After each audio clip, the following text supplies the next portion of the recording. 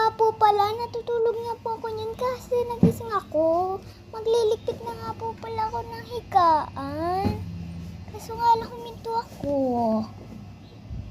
Yan, nilalagay ko na nga po pala ang mga teddy bear ko. Kasi dinidesign ko na lang sila. Hindi ko na sila niyayakap kasi may malambot akong unan. Yan, nilagay ko na nga lang pala dyan yung mga mga teddy bear ko. Yan, waki. Tapos nag-smile lang ako dyan. Tapos nililipit ko yung box ng pantasak ko. Tapos nilagay ko din alcohol. Di pala kasya. Ano ba yan? Di pala kasya. Kala ko kasi kasya. Pupunta na nga ako po dun sa lagayan. Diyan ko pala kasi nilalagay. Ayan. So guys, i-search nyo nga po yung Ate Erica.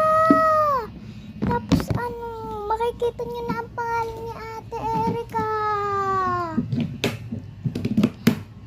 Ang spelling pala ng pangalan niya,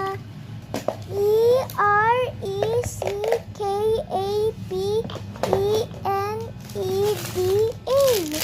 Ayun yung spelling ni Ate Erica. Di na nga po pala ako nag-from this to this. Ayan nga po pala yung mga ipit ko. Sorry kung ganito boses ko. Ganun lang ako. Papatunayan ko na talaga. Ayan, may sunglasses nga po pala ako. Imabachi ko na lang pala para hindi na ako mapagod. Kasi may magic ako. Diba? Tapos yung tablet ko naman pala. Diba, umayos? Sorry pala kung nakakalat yung mga charger namin. Sorry nga pala. Pati mga saksakan. Dumi pala yung mga lalagyanan. Dumi. Yan. Galing na magic ko. Dalawa pala ang rip namin. Ayun lang. Bye-bye.